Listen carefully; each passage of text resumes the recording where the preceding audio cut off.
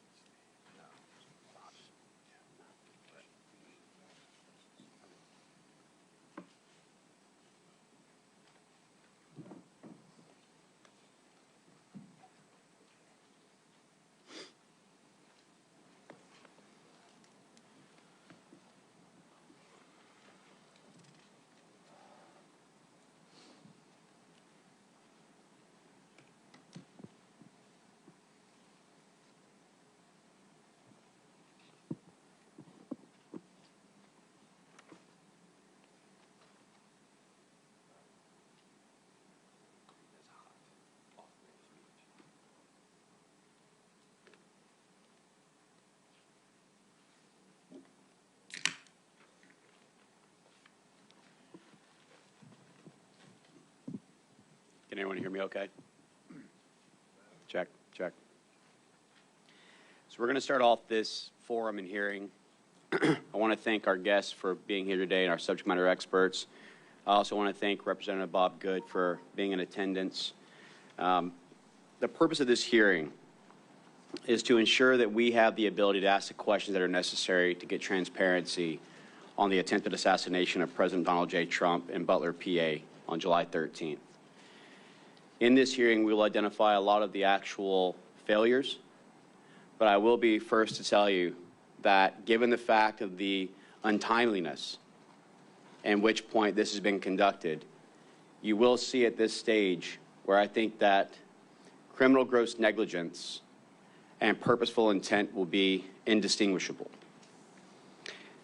There was a lot of things that we can point to as critical failures. As the United States Congressman for Florida's 7th District, I had conducted at least 1,000 of these advances in my lifetime with regards to the State Department and others. And I can tell you, having worked on a counter-sniper team, having worked on an advance team, that there are critical failures that need to be identified so that the American people can understand the transparency of it, but also to raise the questions and awarenesses of why. That is the intent of this entire hearing, is to get to the why, get to those who are responsible, bearing in mind responsibility and accountability are two very different things. This is not an I'm sorry, I'll resign, I'm finished. This is a get accountability to pursue either purposeful intent or criminal gross negligence. The questions that we have to ask is, why was a venue such as the one selected not having the adequate security? Why was the higher vantage points not covered? Why was there not a either comparable or compatible communication system or a joint operations center established? Where was the security plan, the comms plan, the data range cards? Where was the actual overwatch? Where was the ground teams as far as their rates of instruction? And what was the tactical techniques and procedures that were to be utilized that would identify and mitigate all the existing threats? I think that this is just the start as we continue to unpeel the layers and layers of why was there not an early morning briefing with all to ensure communications and last-minute security plans? Why was this surveillance drone not utilized, even though it was offered? And who ultimately is responsible and will be held accountable for one of the truly most life-changing incidents for a lot of us, where we almost lost the former president of the United States? I think that it's easy to see why an independent investigation is needed. I think that we understand that if this was to have been conducted correctly, then July 14th, we would have had immediate subpoena to get the security plans, comms plans, the motorcade operational plan, the actual counter-snipers range fan data cards, and started questioning the individuals independently to do corroborations of fact-fiction boards to see what's going on.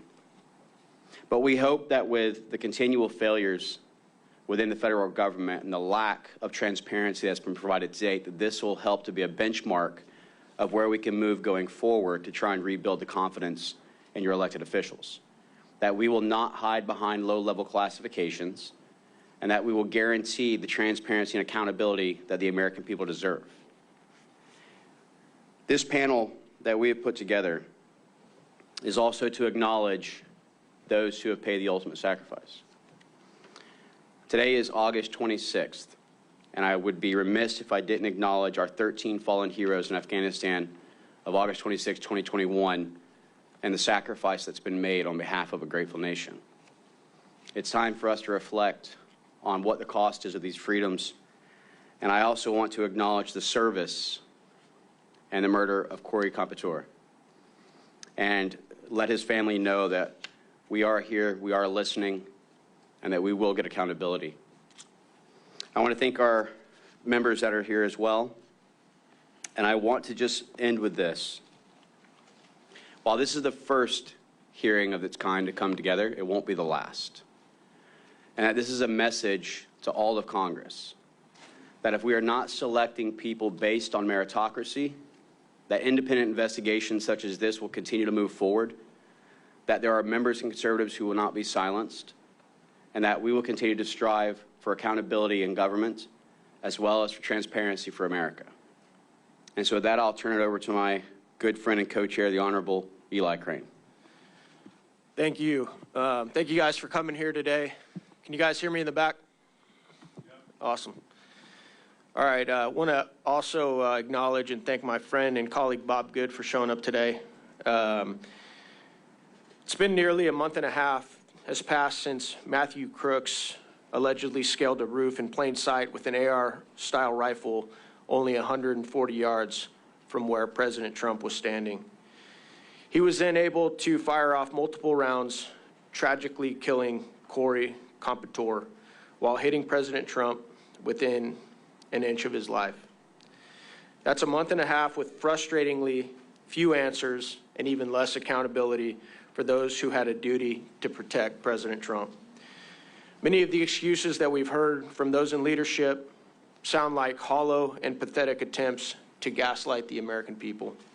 This is also why Rep. Biggs and I have recently introduced legislation that would require the surrender of all Secret Service records related to the events of that day to be released.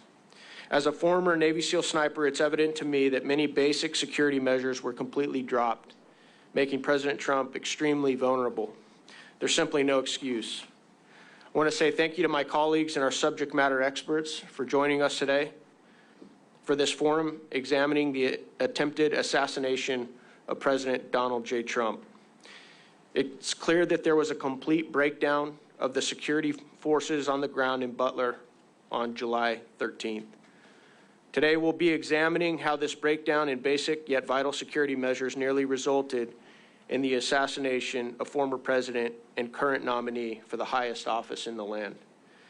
After the last hearing with former Secret Service Director Cheadle, during which the House Oversight Committee received no substantive efforts, it's imperative that we continue to conduct oversight regarding the actions and failures that occurred on and surrounding July 13th. Accountability must be inescapable for those responsible. While coverage of the attempted assassination has all but disappeared from mainstream news outlets, we're committed to keeping our eye on the ball to ensure that this never happens again. I'd like to again thank our subject matter experts who are with us today for giving their time and their knowledge to help uncover the truth and bring all facts to light. Now I'd like to take some time to introduce each of these men and provide a brief summary of their relevant backgrounds and expertise. In addition to being a well-known political commentator, radio show host, and author, Dan Bongino is a former United States Secret Service special agent. In 2002, he left the New York field office to become an instructor at the Secret Service Training Academy in Beltsville, Maryland. In 2006, he was assigned to the Presidential Protection Division during George W. Bush's second term. He remained on protective duty after Barack Obama became president, leaving in May 2011. Mr. Bongino, thank you for being with us. Eric Prince is an American businessman, investor, and a former U.S. Navy SEAL. Hoo-yah. He is best known for founding the private military contractor Blackwater. Prince was commissioned as an officer in the United States Navy via Officer Candidate School in 1992. Prince graduated with Buds Class 188 in 1993. He deployed with SEAL Team 8 to Haiti, the Middle East, and the Balkans.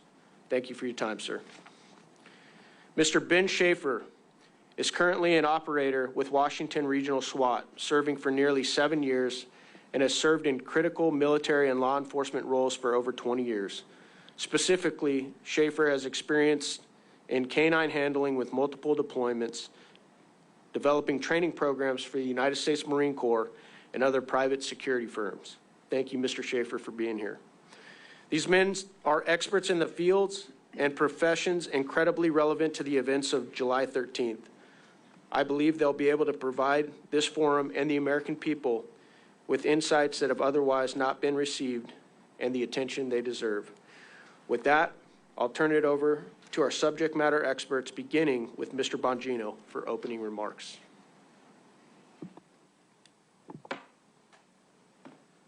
Well, thanks for your time. Thank you for doing this. Sound okay? Everybody hear me back there? Yeah. Great, fantastic.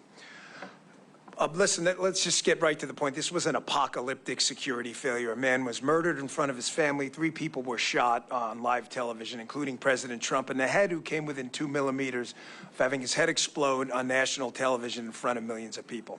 There's no sugarcoating it. It's no time for BS. Unfortunately, as Congressman Crane and Mills both indicated, the story seems to have been vanquished to the phantom zone of media coverage. It's amazing how we're still talking about JFK's assassination, but nobody seems to want to talk about President Trump being shot in the head on national television, despite the fact that we have no answers. So I have 5 minutes, so I want to keep it quick, and I want to make 3 points. I worked in the Secret Service for 12 years. I loved it. I worked with some really amazing men and women who gave everything. I mean, a couple of them literally gave everything. I know guys who've gotten bizarre diseases overseas, like chikungunya fever and protection operations. Everybody gave a little bit of something in the Secret Service, and it was a real honor to say I was part of it. But they have 3 institutional problems, I believe, in the macro will help us get to the bottom of how this Secret Service apocalyptic failure won't happen again. First, they have a technology problem. The joke in the Secret Service, which is just sadly no longer funny when I was there, and it wasn't funny then either, is they rely on yesterday's technology tomorrow. Think about that. Yesterday's technology tomorrow. Everything from computer systems that waste agents' times, filling out time and attendance records they were doing, to Congressman Crane and I discussing the fact that they only implemented slings, a technology as old as the wheel, about, I don't know, 5 or 6 years into my time in the Secret Service, which is embarrassing. The weaponry was old. Everything was old. These are things I would have talked about sooner if they didn't create a security crisis, and I obviously didn't want to air them publicly. Now you're seeing what happens when you don't have a drone up at a site you could have bought for $39.99 on Amazon. Second, another adage in the Secret Service, you've heard even the new acting director discuss, is the more with less approach. There is no more with less, there's less with less, okay? The Secret Service more with less approach only works if you produce more. That's how capitalism works. You produce a flat screen TV that was probably 20 years ago $10,000, it's $200 at Walmart now. They produce a better TV with less. That's not what the Secret Service did. They produced less with more. They were given more money and produced less. A 20-year-old criminal outsmarted them on a $40 drone technology piece of device. You're telling me that's more with less? That's disgusting. That's nothing with less. That's less with more. Their budget went up. You guys know, you're appropriators. You know that. Third, and I'll wrap it up with this, turn it over to Mr. Prince. The investigative mission, the Secret Service, that they're telling you they need to make them better agents is total crap. That's garbage. Their agents are talented, smart people. They can figure out how to do protection without running out cheap $20 counterfeit notes at 7-Eleven on a Friday night while the president's getting shot in the head. How is it we have a DEA, we have an FBI, we have TIGTA, the IRS, CBP, and 1,000 other entities with a $6 trillion budget, which I know a lot of you guys have been fighting against this grotesque spending. $3 billion goes to the Secret Service, and we're wasting time running out counterfeit notes. It's a serious problem, counterfeiting. Granted, it might be a legacy item. They started doing counterfeiting. That's not what we do now. Get rid of the investigative mission, turn it over to other people, let them do what they do best and should do best. Protection. Thanks a lot for your time. Thank you for doing this. Thanks to the panelists as well and everyone attending. Appreciate it. We're here today to discuss a tragedy for the United States of America that could have been the catalyst in the destruction of our republic. World War I started with botched diplomatic security. The assassination of one party's leading candidate a mere 4 months before the election, at minimum, would have unleashed unimaginable chaos and violence. The cancerous rot of unaccountability has metastasized throughout our entire body politic. Our obscene levels of government waste ooze like a gelatinous mold across society. Our borders, so porous they are reminiscent of a spring flood tide. The security apparatus suffers failure upon failure globally. Our enemies mocking us even while the permanent deep state has weaponized the justice system and delivers a Soviet style of lawfare. In the case of Butler, Pennsylvania, only the disinfectant of transparency and accountability will start to repair the cascading errors that led to the tragedy. In analyzing tragic events, Gray's laws come into effect. Any sufficient advanced incompetence is indistinguishable from malice. The mission of this panel must be to provide a no-holds-barred analysis of all the shortcomings that piled up to enable Butler to occur, an op order for the next administration to correct decades of drift from excellence. I know how difficult high-threat executive protection work is. One must be prepared, coordinated, and lucky every day. The bad guy only has to get it right once. There is no question that a failure of coordination, communications, training, and leadership failed America in Butler, Pennsylvania with tragic results. I'm honored and happy to help ensure that will not happen again. I think, and especially as we think the anniversary of the debacle that was Afghanistan, the theme of no accountability across all our agencies rings true, because no one has been held accountable for anything in Afghanistan or anything since.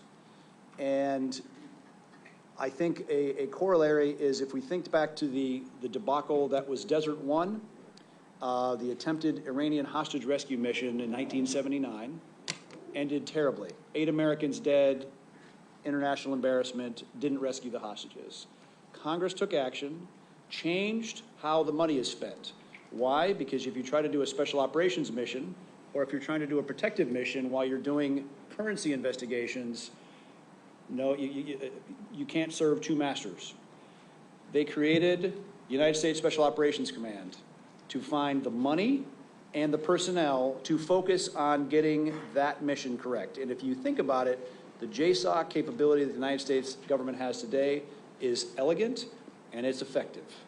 And until you change the money issue and until you put people in charge that are serious about this business, we will continue to have the kind of embarrassments, both listed by Jason Chaffetz before, and we dodged a bullet. Donald J. Trump dodged a bullet.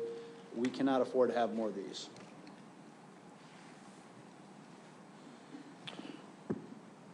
Good morning. My name is Ben Schaefer. I'm a SWAT operator with Washington Regional SWAT Team that was tasked for presidential support on that day.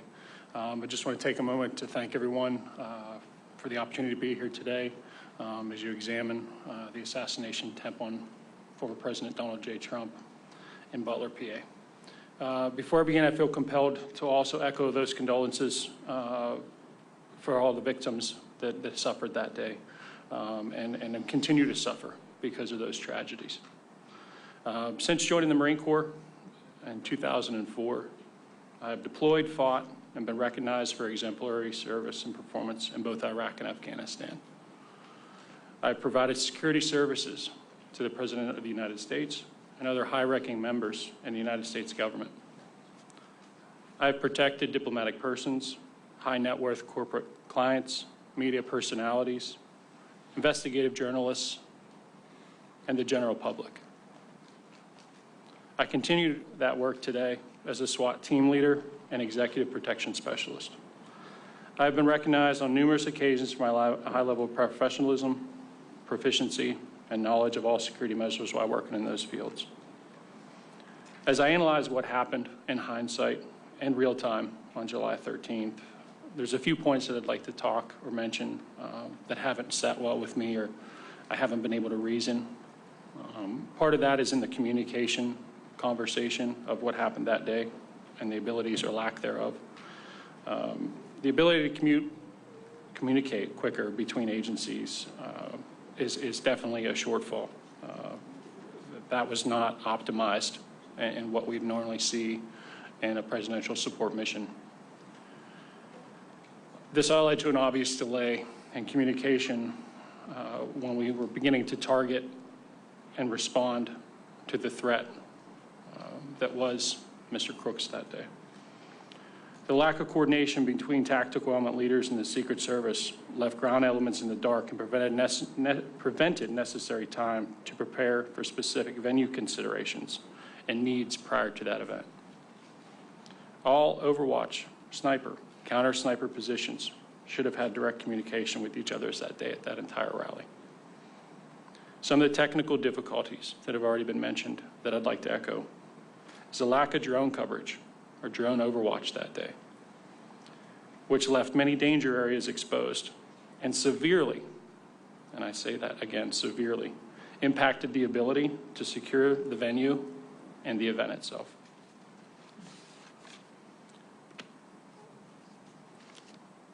Other points of failure, other danger areas that have been noted, and I feel the need again to echo those, is the water tower that was located in the northeast section of the event.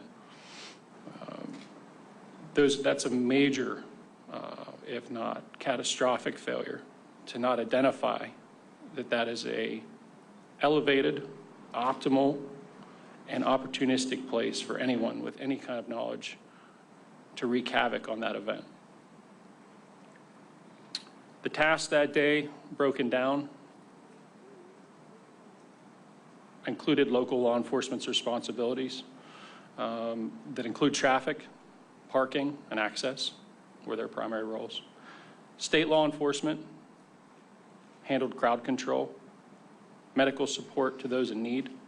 Due to the temperature that day, there were a lot of heat casualties, a lot of heat strokes, a lot of heat stress-induced issues. The local counter-assault teams were to neutralize and mitigate any threat to the former president. Local SWAT counter-sniper teams were to scan and hunt for anyone deemed a deadly threat to any member of the crowd or the former president. In conclusion to what I have to say today, there's no question that there were critical failures during the Butler event. It is important that we learn how and why this security failure occurred so that we can better provide safety and security to those high-ranking officials and the general public in the future. I truly believe Americans deserve that. Thank you for your opportunity to testify before you today. Happy to answer any questions that you may have. Thank you so much. This forum having come to order, I want to remind everyone that we will be going in 10-minute segments. Should there be a need to have a second round of questioning, we will then limit the second round of questioning to 5 minutes each. The first person who will start this out is the Honorable Andy Biggs. Thank you, and thank you to everybody for being here today. Appreciate it. I want to start, if we're ready, if the video is queued, I want to show a short video, if we're ready. Stunning new video tonight showing the moment Donald Trump's would-be assassin climbed onto the roof of that building just 2 minutes before he opened fire. Yeah, look, there he is. You can hear bystanders desperately trying to alert police. Authorities now using that video as part of the investigation. Walk us through what you were seeing in the minutes before the actual shooting happened. Well, there was a lot of people around the building that were complaining about some guy crawling up the building and then crawling up the roof. Gentlemen, so we're going to bring him up for can we bring him up for a couple of minutes? You get ready, Rick. You get ready. I'll get you up here. The world will see a vibrant Republican. Look, they're all pointing. The Atlantic, maybe the Pacific. Yeah, someone's on top of the roof. Look. There he is right there. Right there, you see him? He's laying down, you see him? Yeah, he's laying down. And look what happened to our country. Probably 20 million people. And you know, that's a little bit over that short 60 months old. And if you want to really see something that says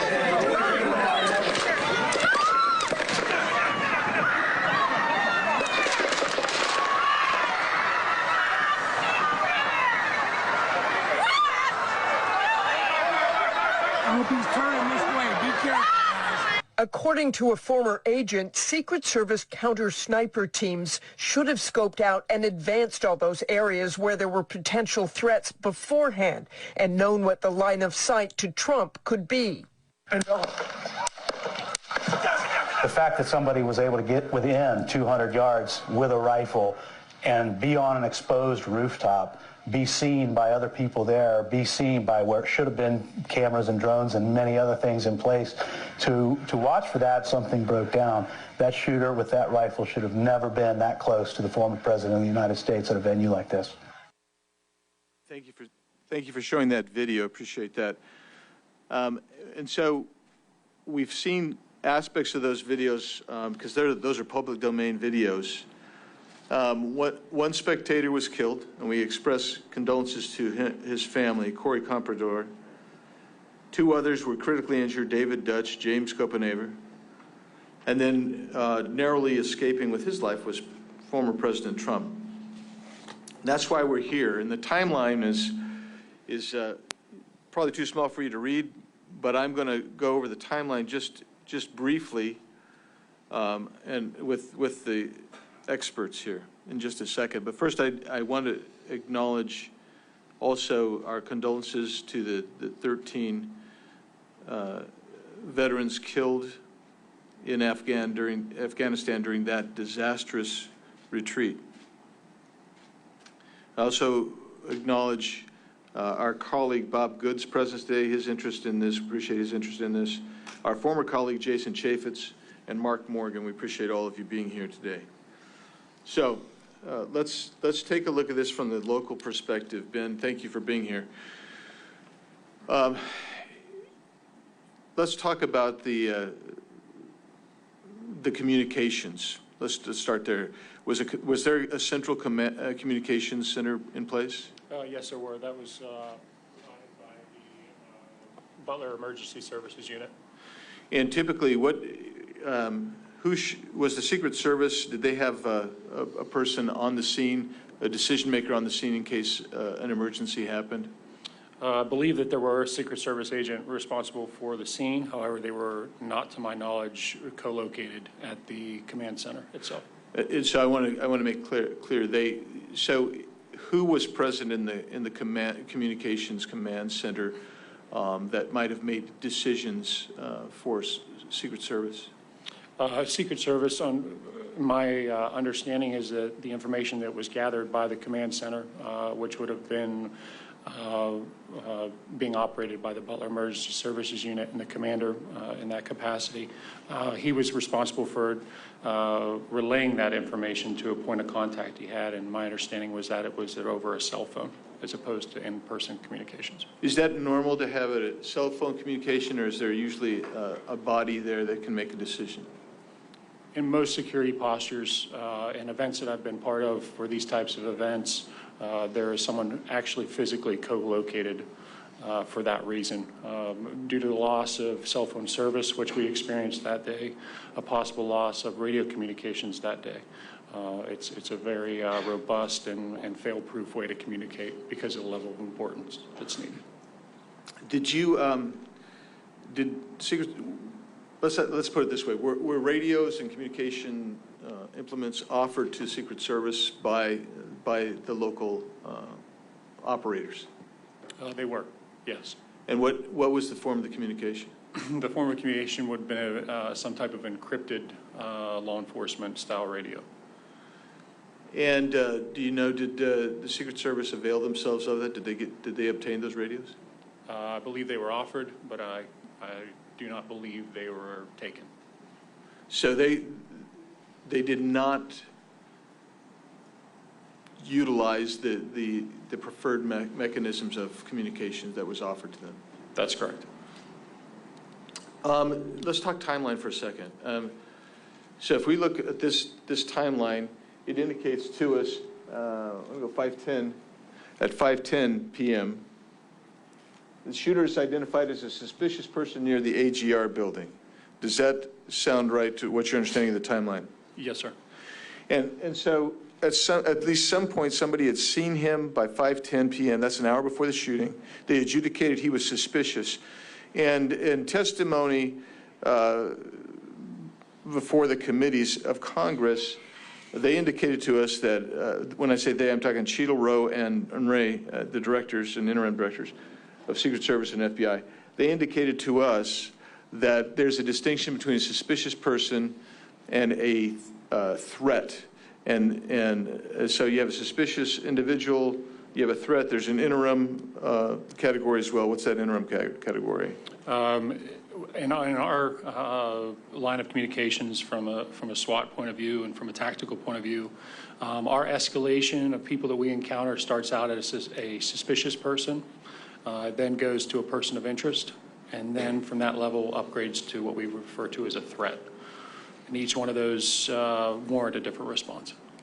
So the actual shooting takes place right about 6:11 p.m. So an hour elapses. How soon after the first identification of the shooter, which is at 5:10 p.m., did you? Well, before we get there, let's lay the foundation. What were you doing that day? I was in a counter sniper role with one of my teammates in the southwest quadrant of the event center. Distance-wise, it was approximately 238 yards southwest of the podium and approximately 348 southwest of the shooter's final firing position. And so he was not ever in your sector of responsibility? Nor in my visual, nor sector, nor visual. I never had visual. How soon after he's identified were you given information that, or did you hear information that there was a suspicious character that you should be alerted to? I believe those text messages came across, and just to give some background on the text message tactics. So in this type of event, as tactical officers, we try to build redundancy in communications because it's so critical. We start out in a primary role, which would have been our radios that day, communicating on a designated channel amongst all the tactical operators. Because we were in support of the host agency, which would have been the Butler, the Emergency Services Unit, we also were running a secondary channel that was our local Washington Regional SWAT Team channel. On top of that, the snipers and counter snipers, or I should just say the counter snipers, there were no snipers involved in our chat, had set up another chat to be able to provide any type of pictures or any type of relevant media or anything like that that we'd have been able to crosstalk. So did you ever see any pictures? Were any pictures ever sent to you? They were. The pictures came across the chat at approximately 5:38. So about 30 minutes after the shooter, then at that time he was a suspicious individual. That's correct. And when he gets up on the roof and he's crawling across the roof, Is that, what threat assessment would normally be made of that guy at that point? Sure. I think it's important to mention that, from the time the original pictures were taken, the comment of him possibly having a rangefinder or that he was confirmed to have a rangefinder at that point would have automatically escalated him in our protocols from a suspicious person into a person of interest. And that would have warranted some type of either investigatory detention or a stop and question at that point when the rangefinder became a factor. Ben, Mr. Schaefer, at what point in that hour or before were you notified of the rangefinder, the use of a rangefinder? Within minutes of the original information being passed. So I would say shortly after 5:38 p.m. or 17:38. Thank you so much. My time's expired. Yield back. Mr. Biggs, Mr. Schaefer, thank you so much. At this point, we will turn it over for 10 minutes with the Honorable Eli Crane. Thank you. I'm going to start with you, Mr. Prince. I know you have a bit of a public profile, but I'm not sure everybody here understands the depth of your experience here. What was the name of the organization that you founded, sir? Blackwater. How many employees did you have at Blackwater when you ended up selling the company? At peak of about 3,500 Americans deployed doing everything from very high-end executive security to aviation and training. 3,500. That's it's a pretty large company. Brigade size. Yeah.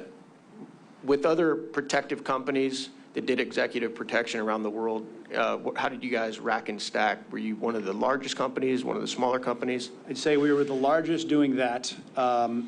We never really intended to be in the security business. I started after the SEAL teams and built a training facility.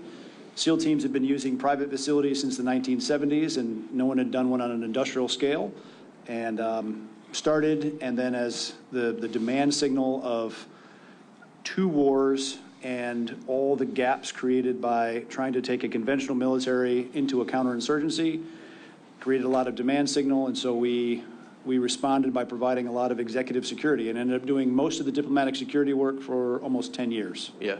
Though there's some similarities between what the Secret Service does and what you had to do overseas, there are definitely some differences. Sure. Correct. In fact, we interacted with the Secret Service whenever the president or some other senior person was coming over. In fact, before we took over security first for Paul Bremer in Iraq, the Secret Service came over to do a study if they wanted to handle it, and they didn't want to touch it at all because they are used to being able to shut down everything and create their own bubble. You can't do that in an active war zone, so that job fell to us, and we grew into that. It was, and that expertise also led us to doing a lot of training for other State Department programs where we'd had at least a dozen countries send their Secret Service equivalents that protected their presidents, and whether that's Lebanon, Colombia, Taiwan, a lot of places with active threats and very active, whether it's Sicarios or Hezbollah, we prepped those units to face that kind of threat. And, we did it, we did 100,000 missions. No one under our care was ever killed or injured. I want you to repeat that, sir. Did you guys ever lose a protectee? No, we did not. Thank you. You said something interesting on an episode of Sean Ryan that I saw a couple weeks ago. You said, thank God it was a 20-year-old kid and not a 10-man Hezbollah team. Can you expound on that a little bit? Sure, because the fact that a 20-year-old kid could get his drone in the air, could get himself into a firing position only 140 yards away. 140 yards is point-blank range. My then 12-year-old son could have made that shot. Yep. And thank God that 20-year-old aimed at a headshot at President Trump, because if he'd aimed center mass, President Trump would probably be dead, because I don't think he was wearing plates. He wasn't wearing any kind of body armor that would have stopped that rifle round. And a 78-year-old man taking a gunshot wound to the upper chest is not going to go well. A Hezbollah team or ISIS or you name the terrorist organization that actually knows what they're doing would have been successful that day. And the Secret Service was nearly defeated by a 20-year-old, and we all, including Donald Trump, literally dodged a bullet that day. So I want to double down on that real quick. In your opinion, in your professional opinion, is the Secret Service in its current form and leadership able to stop a threat like that? President Trump was definitely deprived of resources that day for whatever their political reason. They had 1/3 the amount of agents covering him as were covering Jill Biden in the same region at an indoor event. She had 12 post holders covering her. Again, no statutory or constitutional authority for the First Lady. Donald J. Trump was had 4 Secret Service agents assigned. And I think even when you look at the debacle of a failure of the advance team to actually secure the perimeter and to deny the obvious sniper hotel locations where a bad guy is going to set up from, to the complete lack of coordination and communication, not communicating with the local law enforcement, not taking the radios of local law, come on, to even when shots were fired, the clumsy, unprofessional way of getting the protectee off the X. There was catastrophic failure across the entire enterprise. Thank you. Mr. Bongino, I want to turn to you real quick.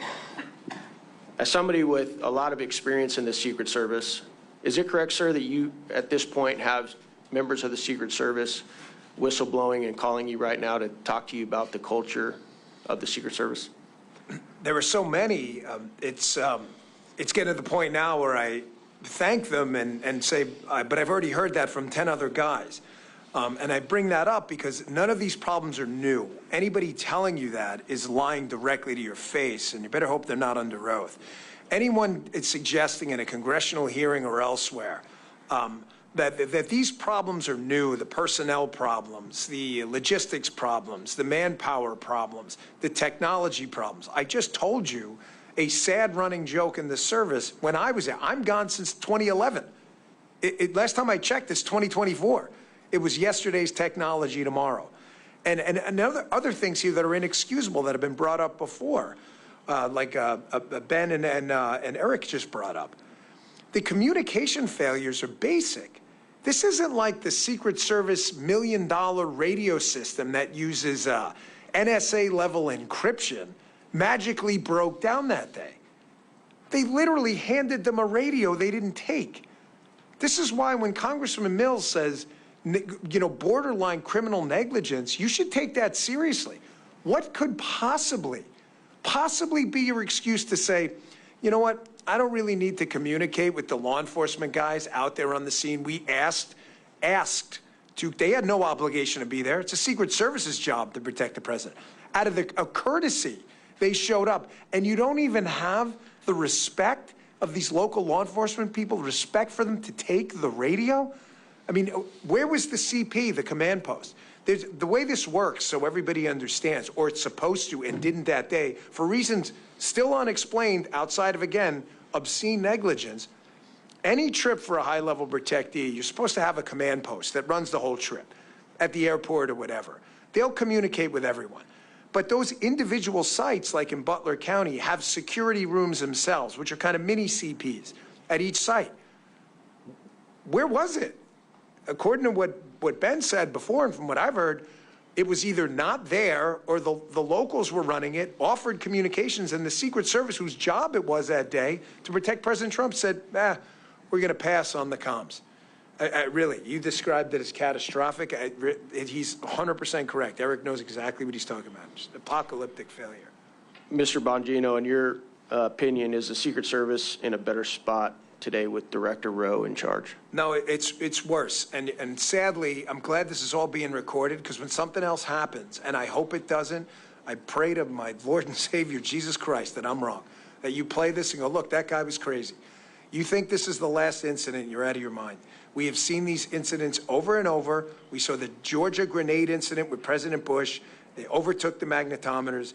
The Secret Service leadership in charge now with the exact same people. Exact same. Can you imagine a C-suite at a company that makes widgets? We find out that there's a design defect. The widget explodes and kills 10 people. and the CTO gets a promotion to CEO, you understand that's what happened here, correct? These are the same people. Kim Cheadle, the director, wasn't even fired. She was allowed to resign. She'll go get some cushy job somewhere, and her deputy, who is one of the guys behind these stupid waste of time things like agents wearing red ties on the detail, because this actually happened, by the way. These people will tell you this under oath if you get the right people. He was concerned about the tie color of the agents on the detail because it seemed to imply he supported President Trump. Congressman Biggs wearing a red tie. You're wearing a semi-red tie. It has nothing to do with anything. This is the kind of stuff the Secret Service was actually wasting their time with while withholding CSU counter surveillance assets and counter sniper assets from probably the most threatened man on earth. If you can explain it, good luck, because that's not the agency I worked for. My last question is for Ben Schaefer. In your opinion, Mr. Schaefer, why were counter snipers in AGR that had access to the entire building, from what we've been told, not able to see crooks crawling up the roof when we've seen several videos from the ground level taken by bystanders and individuals not even tasked to be doing security were able to photograph crooks wearing no camouflage, crawling on a white roof? Why were the snipers, the local snipers, not able to see crooks and dispatch of him? I can only pass this knowledge through secondhand communications. I was not privy to that location or to survey that ahead of time. Although I have spoken to those individuals that were placed in that room that day, based on the depth of the room, their placements, and the limited field of view that those windows provided. They were pretty narrow, as most standard residential windows are held.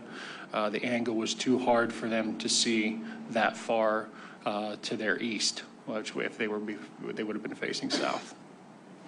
Thank you so much. Appreciate my colleague Eli. With that, I'll turn over 10 minutes to the Honorable Matt Gaetz. Mr. Prince, you're one of the people I trust most about global affairs. You're constantly assessing the threat environment and intelligence. And I guess my question to you is, because this has been laid bare and these weaknesses have been exposed, are you concerned that we're likely to face not another Crooks, but perhaps a threat like you described, a team from a foreign adversary, a terrorist organization, trying to expose and exploit the weaknesses that now we've seen? I am very concerned. The inability of the Secret Service or the U.S. government writ large to adjust, to learn a painful lesson from that failure and actually make concrete changes. Because again, the fact that a 20-year-old nearly killed Donald Trump, and the failure to adapt to even yesterday's technology, let alone tomorrow's.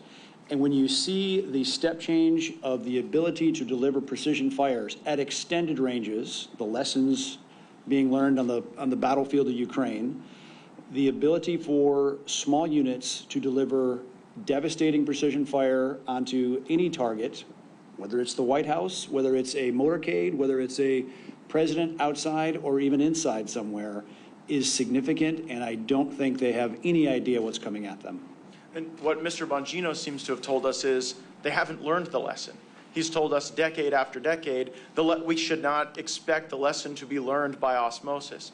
Mr. Bongino, I will have to draw on your experience in protecting folks. I have none, but I do have some experience in observing what a government agency does when they're not telling the truth and they're trying to hide something. And the pattern recognition always goes to some form of scapegoating. We saw it at DOD when people refused the vax, they were scapegoated and driven out. We saw it at FBI when whistleblowers talked about spying at school board meetings and at Catholic churches, they were driven out. And now I take note of the fact that certain people at the Pittsburgh field office have been put on leave. And I've also seen the story change where initially the Secret Service was blaming folks in local government, and then there was admission that there weren't appropriate responses to requests for additional manpower. So what I'd really like to do with you is bring us into that process, because Senator Hawley now has a whistleblower saying there was a manpower request that was coming out of Pittsburgh And headquarters Secret Service was putting downward pressure on the local agents to try to reduce the intensity of that manpower request. So give Congress a little sense, how does that get developed? And then what should we think about the fact that someone is saying that headquarters was trying to get people to not make requests of enhanced protection? Well, I can give you an example from personal experience. I saw Senator Hawley's tweet. The Secret Service is going to rely on this and what they're trying to do now, and you're accurate in your analysis about how this cover-up is starting to work. What they're going to say is, well, there was no real formal request made. But here's an example, and then I'll tie something that happened to me. Imagine you're working for a company, a public company. It's actual accountability. You know, stock will tank or whatever. You can't make products that'll kill people. You'll go out of business. If you do, there's a penalty. But imagine you're told by your safety guy, you're the CEO, and your chief safety officer says 50 to 60 times, hey, again, this widget has a defect, and if we put this out, it's going to kill someone. And it's clear after the 50th time that the CEO doesn't care. So when the 51st time you tell the product blows up, the CEO's going to say, well, he didn't tell me yesterday. Well, he didn't tell you because he told you 50 times before and you ignored him. So what they're doing now is Ron Rowe, the acting director, who is the deputy director, the number 2, who is unbelievably, again, got a promotion out of this. A guy was murdered and someone got promoted, which is obscene and disgusting. He is part and parcel to this whole day-to-day ADPO, Assistant Director, Protective Operations, Deputy Director, Director chain that makes management decisions. When they tell you early on, we are not doing this for President Trump, Congressman. We're not doing counter-sniper teams. We're not doing CSU. And then they say, well, on that day, we didn't deny assets. You didn't have to. You've been denying them for 4 years. I was told by a direct source, this is the quote, that at Mar-a-Lago, they were begging the DTD, the Donald Trump detail, begging for enhanced security. We can't secure this place like this. And one of the quotes from one of those 3 people I just told you about was, we don't secure nightclubs. Really? What if a nightclub owner runs for president? You don't secure you secure whatever the hell they tell you to secure. That's not your job. That is what happened here. And that's what they're going to rely on. And that's where you guys, I think, have had the guts to take this on. Do not let them fall back on euphemisms and word games where they go, well, that specific day we didn't say no to any assets. Have you in the past? How often? Matter of fact, how many counter-surveillance teams have you actually dedicated? What percentage of Trump sites? How many CS teams? There's a story out there that was the first time counter-sniper Secret Service assets were ever used at a Donald Trump site. So you're telling me your most threatened protectee had no professional Secret Service overwatch? As Ben showed, these guys are more than skilled and competent. They don't need the Secret Service to tell them how to do their job. I think that gets to this intent question that Congressman Mills framed up perfectly at the beginning of our discussion. Congressman Mills says the key question here is whether this was your run-of-the-mill government incompetence or whether you see features of such just disregard for the duty at hand that you believe there's some malice. And in his opening statement, Mr. Prince says when the incompetence reaches a certain point, you can impute the malice to that. And what I think you have unique experience in is, well, like this culture of denying requests, like to Trump, or a circumstance where not even the Donald Trump detail, but the folks in the Pittsburgh field office who are not normally on the Trump detail were saying, hey, just based on this, you know, we might need more, and they were discouraged from even making those requests, so they couldn't be denied. I think you can give us a lot of insight into the type of questions we need to be asking and of who to understand that culture, because, like, you think of the Secret Service, they're off with a number of protectees, yes, right, of all kind of different profiles and different, I guess, you know, priority, for lack of a better term. And so, like, what should we think about imputing malice at a point in which Donald Trump, one of the most threatened people on the planet Earth, is having to endure these denials and this culture of limited protection while you're seeing other details, you know, beefed up substantially? I think, and I don't think I put this out yet, but I'll put it out there now. When I was there, it was definitely not a political enterprise. It just wasn't. I never once, working for President Clinton, Bush, and Obama, had anyone even remotely implicate a political motive for any decision whatsoever. However, from the commentary directed at some of the agents in charge of the Donald Trump detail, which I have heard about, clearly, it appears that for the first time in American history, we have a Secret Service that is making decisions that may not be all political, but may have a political tinge to them. So what you're saying, I would love to say, Congressman, that's the craziest thing I've ever heard. But I tell you with a pure heart, and I'm being absolutely candid, I have no skin in this game. I don't work there anymore. I am not their PR guy. I run my own business. I absolutely believe Donald Trump and an enhanced security posture he should have had would have made him look more presidential, would have facilitated the logistical operation of him traveling. I think they were concerned about optics and making him look like a big shot or whatever, word you want to throw out there. And they were making some of these decisions based purely on grade school level politics. I don't want to believe that, but I didn't want to believe it with the FBI either. I didn't want to believe it with the NIH either. I mean, a lot of these agencies that have been, I think, subject to political capture, we want to think of them as above that. And we all spend time around Secret Service. We're inspired by their patriotism and the willingness you have to literally take a bullet for someone if necessary. But just like in the military, just like at the FBI, I worry about the political capture happening at headquarters, and then that culture informing decisions in a way that's very damaging to the country. So what Mr. Bongino just said ought to be the most important work of the United States Congress, to figure out if these decisions were run-of-the-mill incompetence that you've got to deal with the better tech and the better processes and the better HR and getting rid of the DEI. But if it's something even darker and more devious than that, that must be rooted out, because what we've seen at these other agencies of government is it does not cure itself. It has to be excised, and that investigation is the most important work we can do. I thank you guys for leading this effort, and I yield back. Thank you, Mr. Gates. With that, I just want to go first to you, Mr. Prince. You said you roughly have about 3,500 at the peak of Blackwater, correct? That's right. Secret Service currently has approximately 7,000, approximately. What was your highest annual revenue, if you don't mind me asking, give or take, for that many operations? Ooh, for that, the protective mission was about 2,500 to 2,800, and that revenue would have been around $600 million. So $600 million for that. And again, that's deploying in a war zone where 41 of our men, my men, were killed. So in safe action. to say, if you had $3.3 billion allocated to you, you could have done some even more miraculous things with resource and assets, correct? I'll give a simple comparison. Around 2005, George W. Bush wanted to grow the size of the Border Patrol. I remember being called to a congressional hearing then because they compared what it would cost us to train a new CBP agent versus what the federal government was going to take. And our figure came in at 1/3. And their figure was actually higher than sending someone to Harvard for 4 years, and that's to train a guy for 4 months. That's it. So it's the federal government blows money.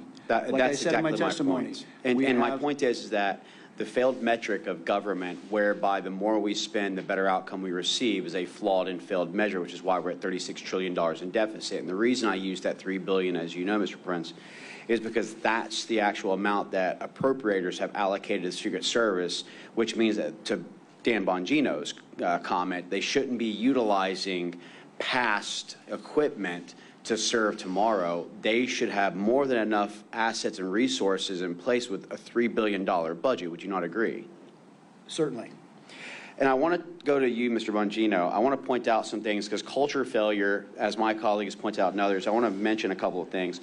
August 14, 2024 is reported failure that a Secret Service agent abandoned her post without permission to breastfeed child before Donald Trump was scheduled to arrive in North Carolina. August 12, 2024, it was reported that a Secret Service special agent who was an official site agent for the July 13 Butler PA rally is under investigation for posting videos and photos for protective assignments to social media.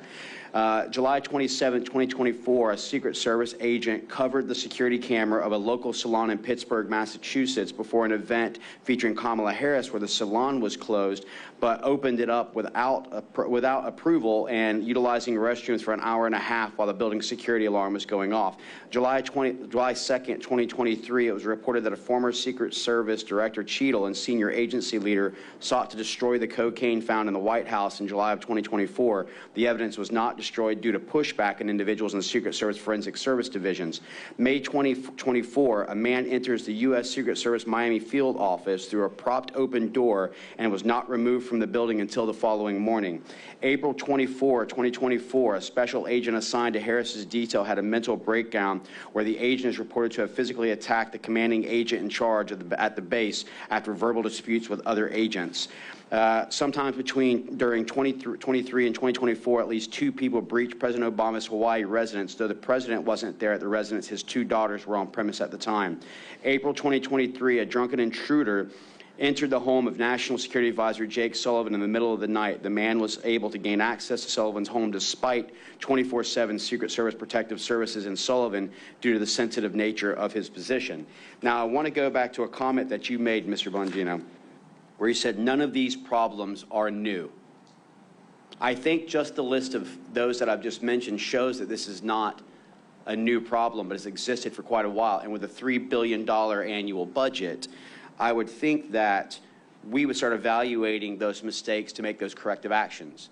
Would you agree with the things that I've listed, with the budget that is allocated, that there should be a much better provision of security for protectees than what you're seeing today?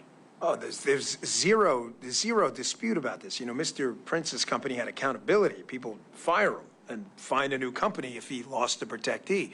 You can't fire the Secret Service. 18 U.S.C. 3056, they're obligated to protect him. The Secret Service has a culture problem, Congressman. I was an instructor in our training academy in Beltsville, Maryland for 3 years. I ran operations over there, taught investigations over there, spent a little time in the control tactics unit. I was there for 3 years. Unfortunately, I can't count on one hand. I would need probably 2 and toes as well to count how many agents who could not meet even basic protective functioning skills and criminal investigative skills, but who met other criteria completely irrelevant to job performance, who were pushed through and told with a wink and a nod, this woman or man needs to graduate.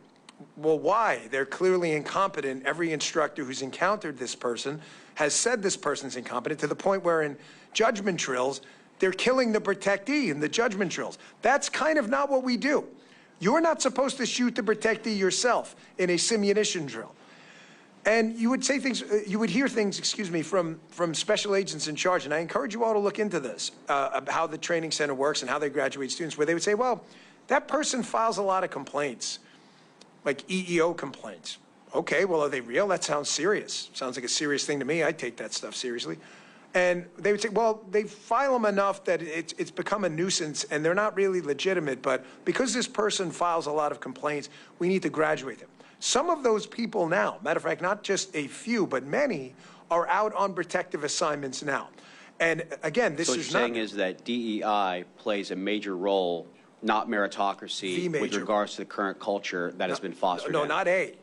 No, the major role. The Secret Service right now is dominated by DEI. It's not a role. It's the role. You ask agents on the president... I think that everyone's heard me say before, DEI equals DIE. You know, DEI stands for didn't earn it, and we need to be very cautious in how we do this. Ask his family. Correct. I just want to move on briefly with the time. Mr. Schaefer, I just need you to kind of confirm the no's. And when I say confirm the no's, you'll understand. Didn't take the communication platform that was given by local forces, correct? That's correct.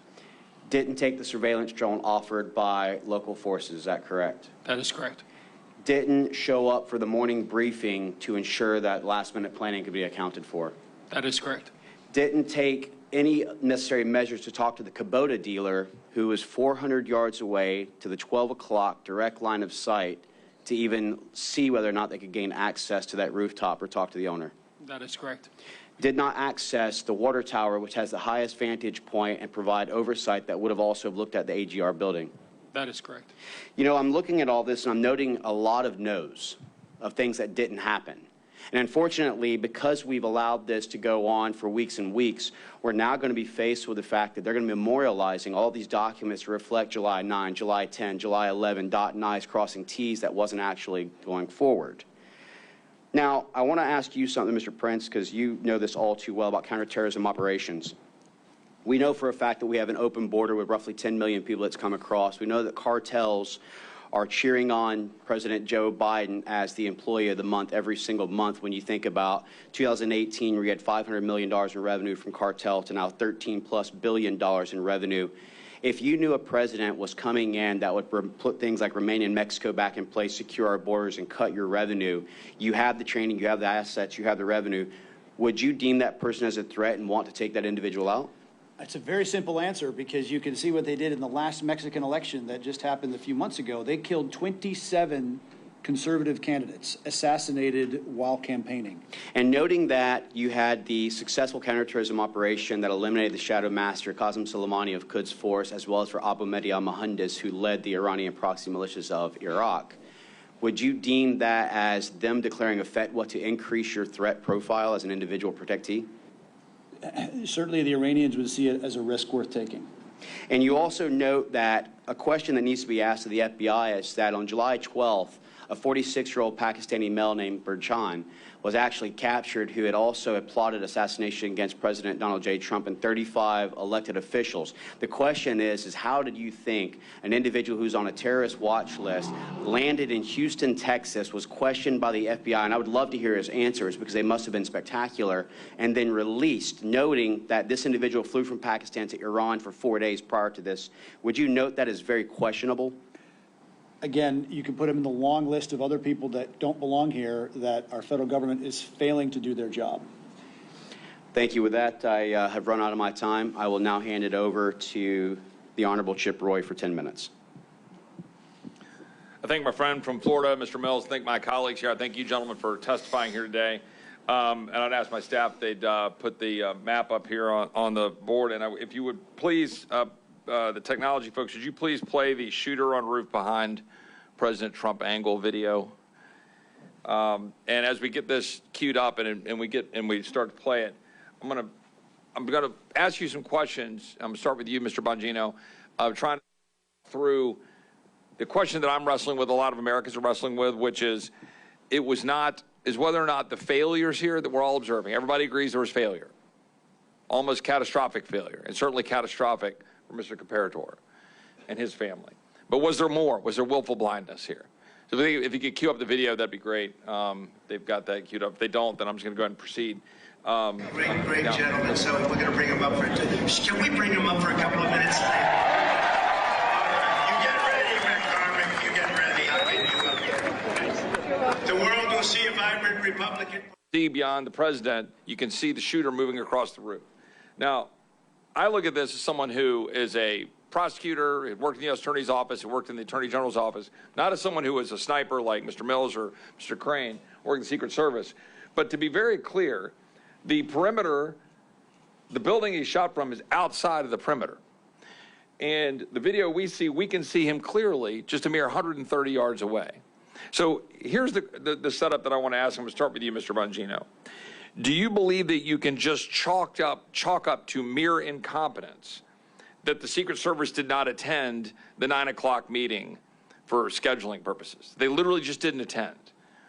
Can you chalk up, and just, I'm going to go down the list and just jump in.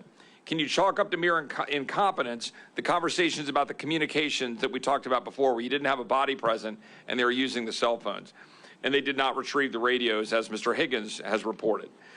Can you chalk it up to mere incompetence that they identified crooks about an hour ahead of time, and that the President Trump, was never removed from the stage? They didn't delay, they didn't hold him back, they didn't remove him from the potential danger. That the perimeter did not include the buildings around over here, and to the extent, should there have been a perimeter that was farther out, and to the extent that the perimeter wasn't farther out, that they at least make sure the building wasn't covered. Is that just incompetence? Is it just incompetence that there was no drone being flown and the drone was turned down by the Secret Service? Was it just incompetence that the shooter had a drone, as the FBI director testified in front of the House Judiciary Committee, that he literally had flying within a couple hundred feet of the stage the same day, mere hours before the shooting? Is it just incompetence, what we're hearing now about the whistleblower saying that there were no canines? Was it just incompetence that there wasn't sufficient policing along the security border? Was it just incompetence that there was allegedly an abandoning of the post due to heat? That there was supposed to be someone on top of the roof and that they didn't get on the roof because it was too hot? Is it just incompetence that there was additional security requests turned down according to the memos that we saw out of Senator Josh Hawley and encouraging agents not to request to additional security requests? And was it just incompetence what we saw with respect to the police body footage, which I'll play here in just a second if we could cue up the police body footage video, where you've got the local police talking about what they said to the Secret Service. If y'all could play that video real quick, and then I want you to respond. Well, body's a good, that's a good word. I told them they need to post the guy over here. I told them that the Secret Service. I told them that Tuesday. I told them to post guys over here. I have no contact with you. What? I thought you guys were. No, we're inside. Alpha 1, Bravo 1. Thank you. Okay, that's good. Thank you all. Mr. Bongino. I told them to post. Can you respond to that? I wasn't even concerned about it because I thought that's how we can you respond to that? Sure. Can you respond to that question? Because that's what the American people want to know. You know, Congressman, if you had just ended with your first statement and said, well, we may have screwed up the perimeter, you could maybe attribute it to ignorance. Layered incompetence always means intent, correct?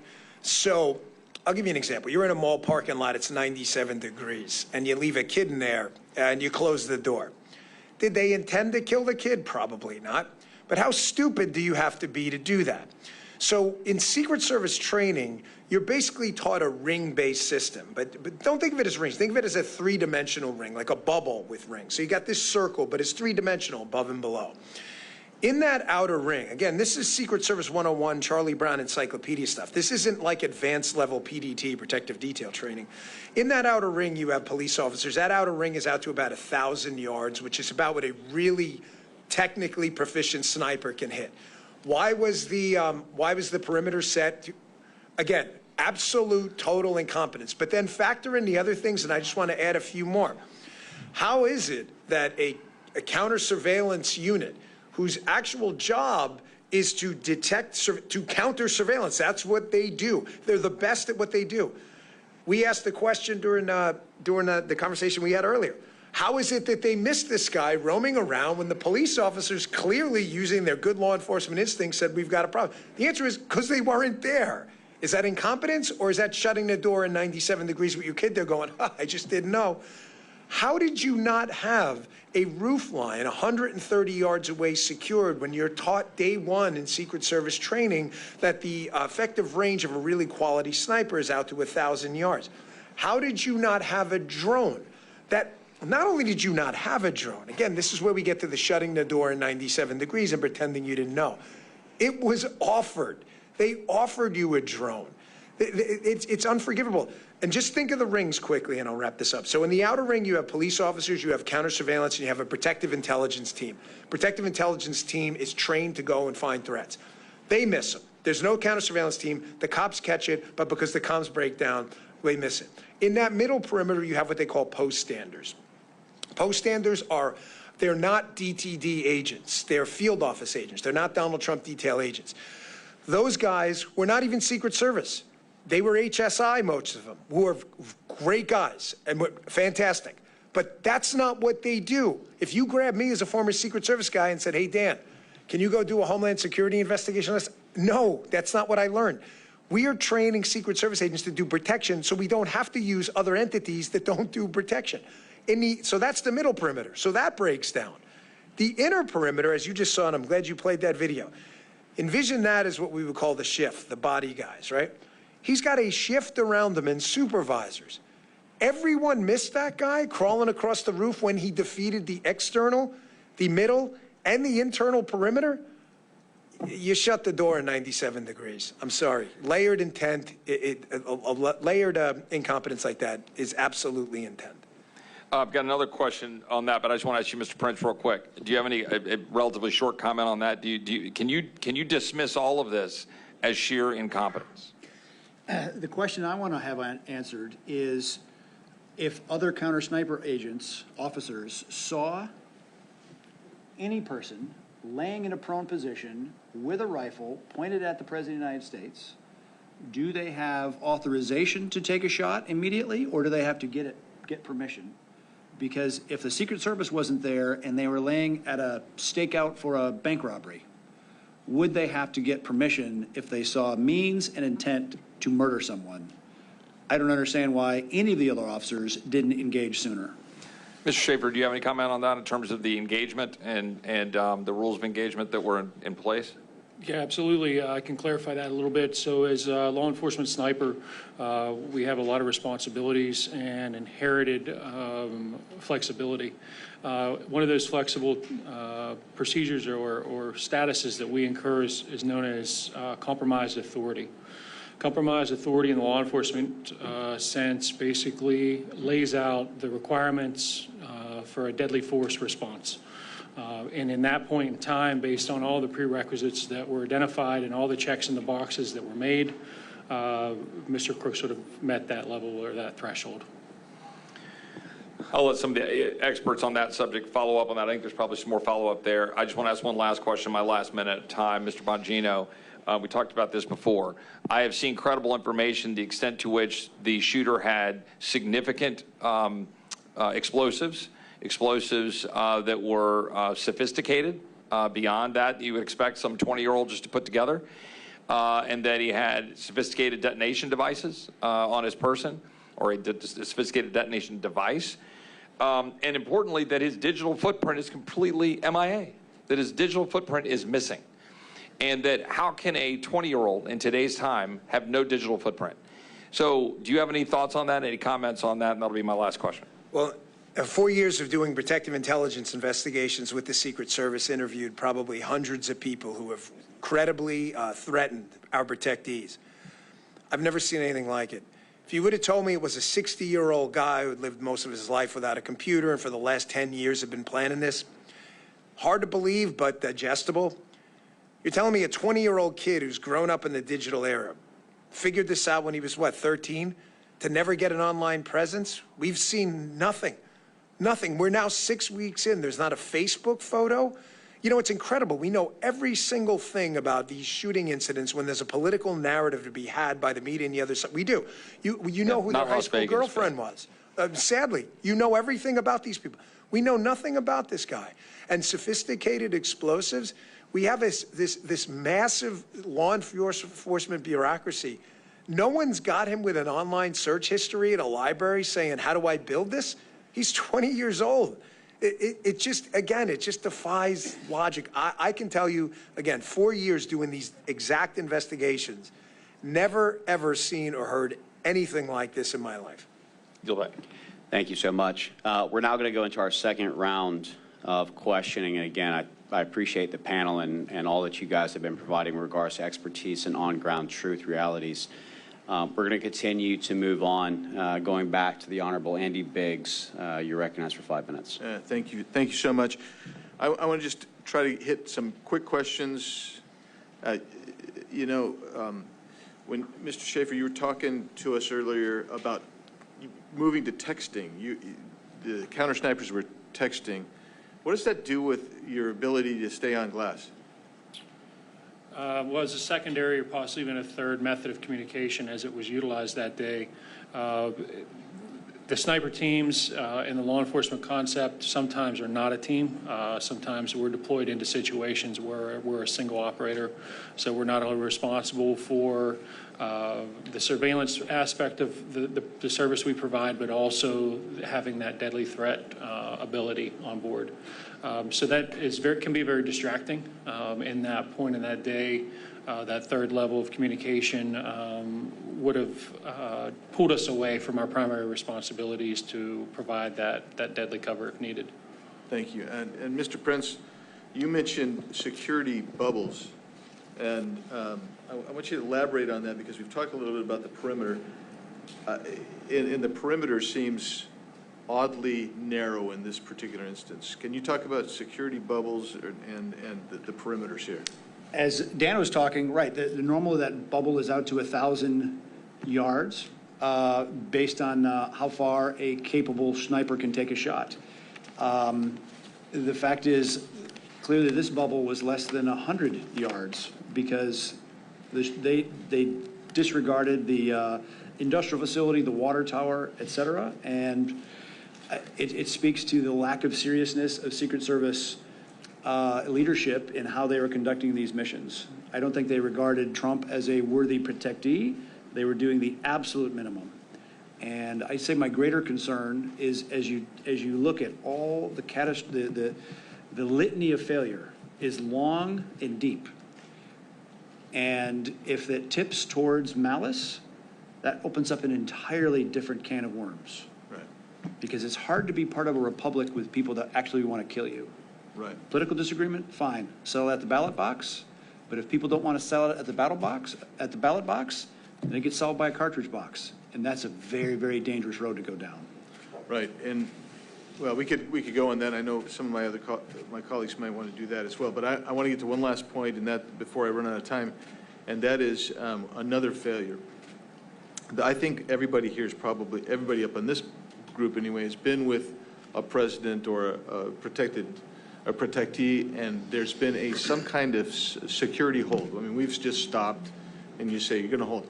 Why was there no security hold put on Trump at any time if you had some kind of individual? I mean, that Ben, as Mr. Schaefer has described, actually did arise to a threat level. Why was there no security hold put on President Trump? Why was he allowed to go on the stage? Why wasn't he taken down? Why didn't we see a pause? For me? Yeah, Dan. What makes your question even more impactful is every Secret Service site for a high threat level protectee has what they call a holding room, which you would guess is for holding the protectee. I see Congressman Gacy because it's actually called the holding room. Yeah. The holding room is for things just like this. The holding room is let's say a congressman shows up and is a little late. There's an accident. They'll hold him in the holding room saying, enjoy. You all have been in it. None of this is new. You've been in the holding room. There's a Secret Service agent at the door. You guys have congressional hardpins. A staffer escorts you in. Every one of you has seen this or will in the Trump administration. This is not a mystery to anyone. Why was he put on what Eric had called, accurately so, the X? We use the exact same terminology as the military. The X is where that protectee or that limo with the protectee in it is. Why was he put on the X? You have an open threat. Ben has described, and your timeline lays out, was there for an hour. I'm not going to play any word games. Were they a threat or suspicious? Well, if you're a threat, it's because you're doing something suspicious. And if you're suspicious, it's because you could be a threat. These are silly, stupid word games. You know when it's not a threat? When your CSU or PI team goes and grabs the guy and determines he's not a threat. Until then, your question's accurate. You put him in the holding room, which is the point of the holding room. Can I ask one more question? So I just want to follow that up. And you made the point earlier about counter surveillance. There were no counter surveillance teams there. There's a public domain videos of him, Mr. Crooks, wandering around.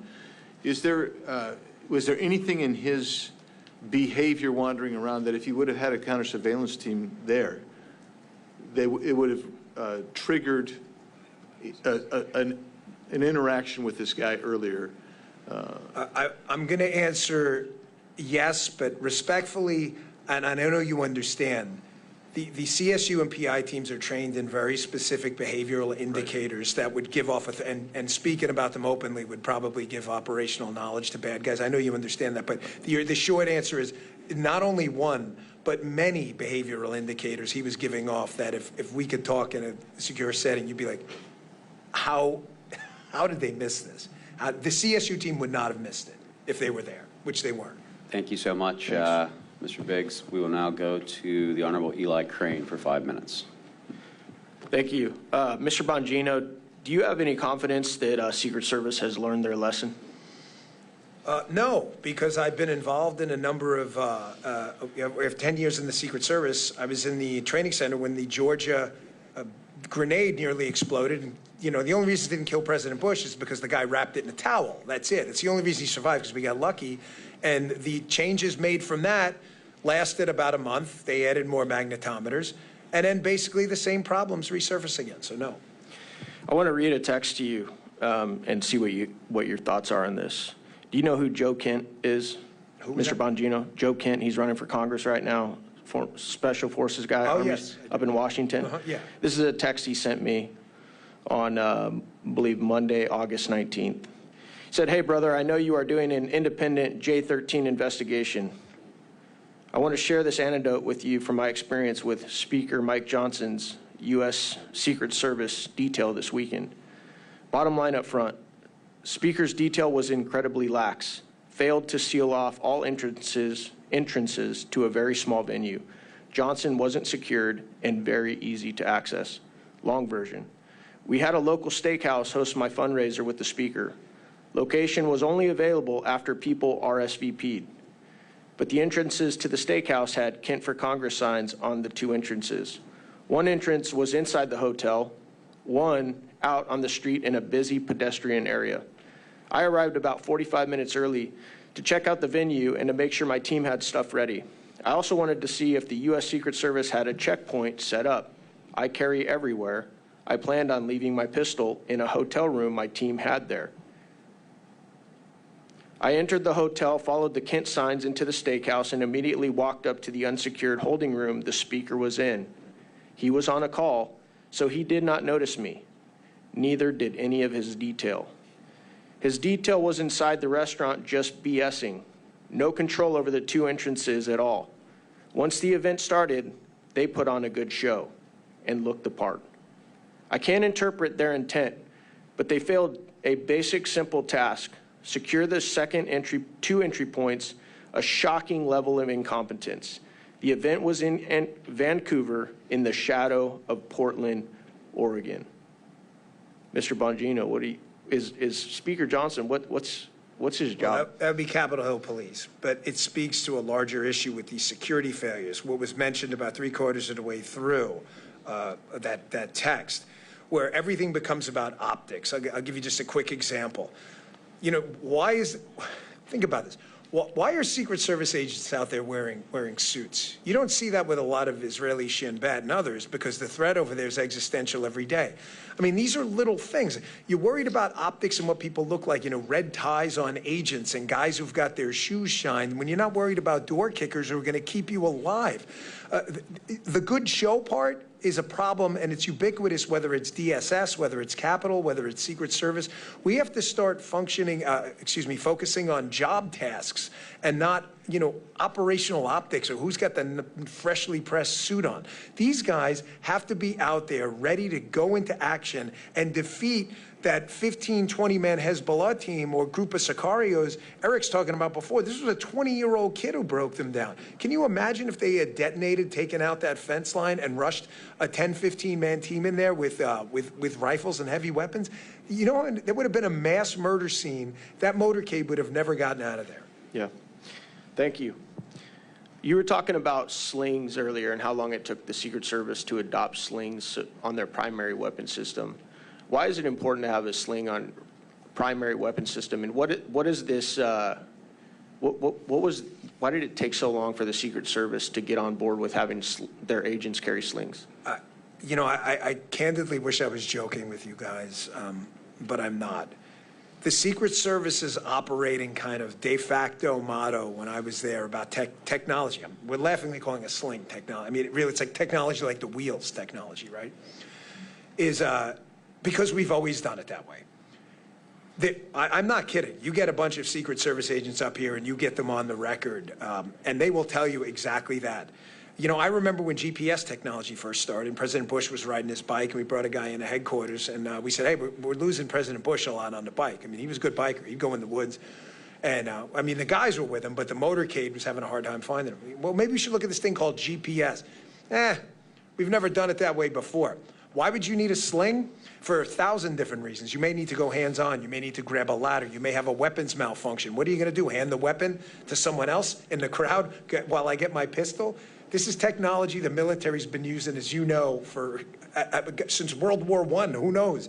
It's just, it's a mentality where no one wants to take a chance. And if nothing's happened because they got lucky in the past, then there's no reason to change anything.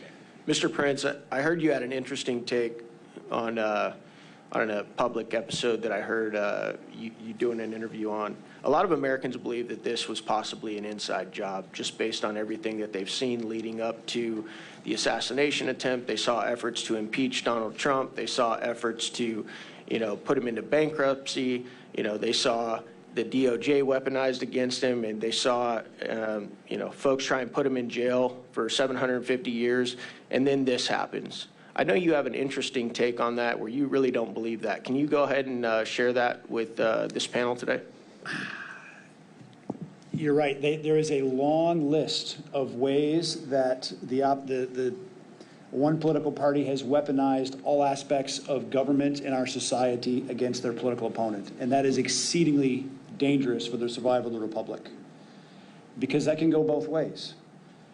I don't think this was a grand conspiracy, another shooter, et cetera. Because if there was a second shooter, when the 20-year-old was shot and the Secret Service detail did an awful job of getting Trump off the X and let him stand up again, great instincts of the president to come back defiant, having just been shot in the head, to come back and say, fight, fight, fight. Great instincts on him. He never should have had the opportunity to do that, because his detail should have put him horizontal and moved him off there immediately.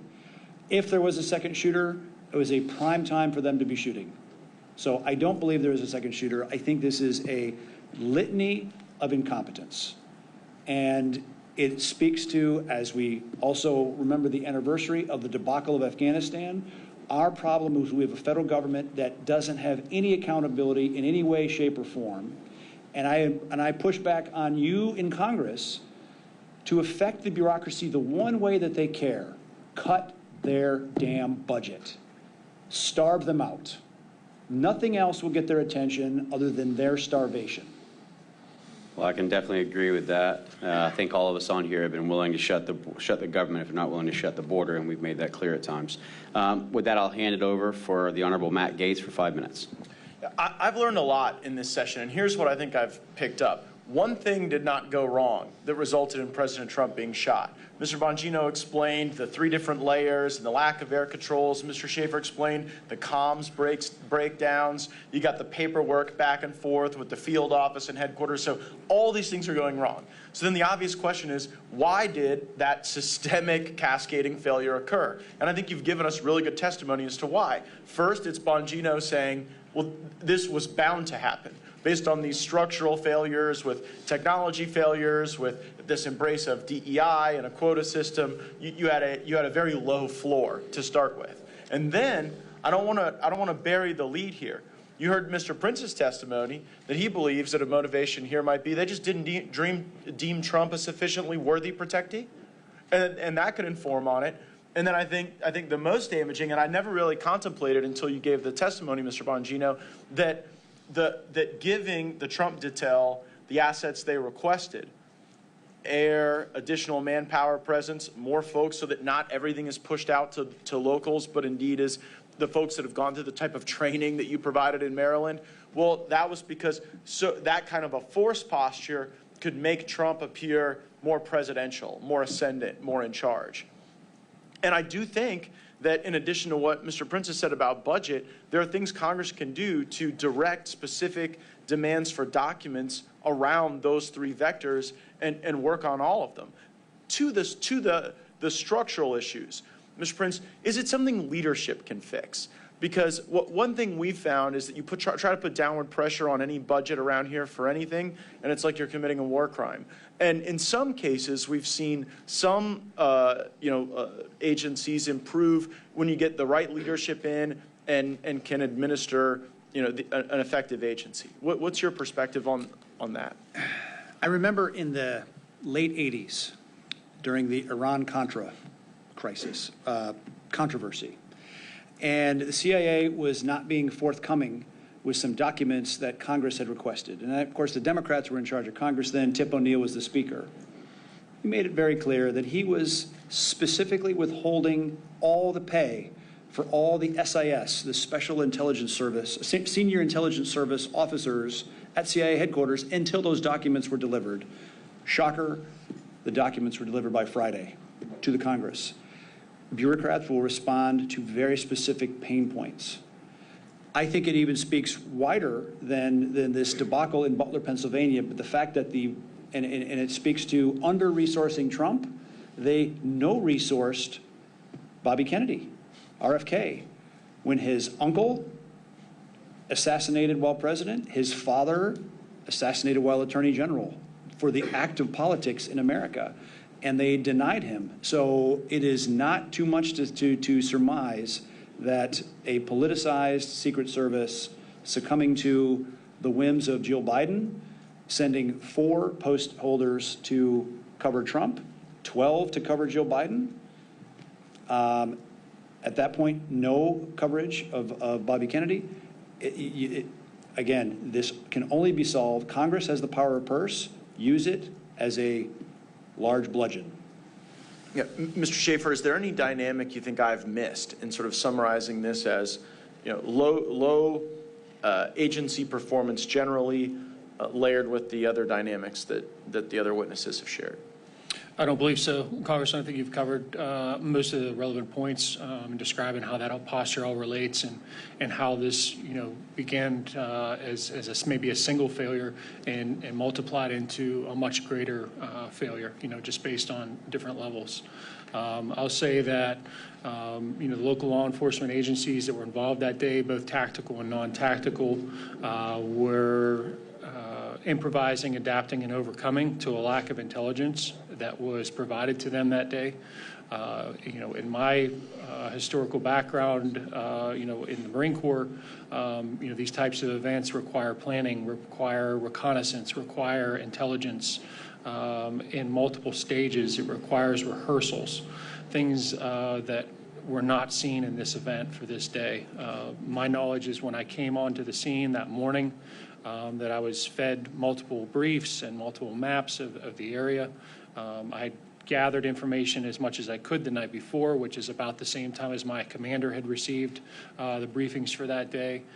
So we really felt like we were on the back foot and just tried to overcome that throughout the day and gather what we could. Great, thank you. My time's expired, but I think you've all provided us excellent areas for further inquiry. Thank you, Mr. Gates. I want to go over some forensic questions because I think that as we continue to peel the layers back, what we don't find is enough answers, but more questions that need to be asked. Just in a quick yes or no, do you find it odd that literally only days after the attempted assassination on President Donald J. Trump, while the roof was too sloped to place individuals for counter-sniper operations, that it wasn't too sloped to a roof for the FBI to go ahead and tamper, in my opinion, with evidence by washing the roof off that may have had significant evidence on it? Do you find that odd? Yes, I do, Congress. Mr. Prince? Yeah, I certainly don't realize, I don't understand what the rush was to wash a roof. Mr. Bongino? No doubt. Do we also find it odd that, as of recent, one of our colleagues, Representative Higgins, had uncovered the fact that the body of Matthew Crooks had not only been released and cremated, but that the coroner who's responsible for releasing the body had no knowledge of it? Mr. Schaefer? Yes, absolutely. Mr. Prince? Sounds like destruction of evidence. Mr. Bongino? Given the gravity of what happened, absolutely. Do you also find it odd that no ballistics, no toxicology report, no confidence in the actual, I guess, proof of who it was who took the shot has been provided to date? And also, just to follow on to that, how quickly the crime scene at the home was actually released before any evidence had been obtained and released? Mr. Schaefer? In total analysis of your question, I think it warrants maybe a little more than a yes or no.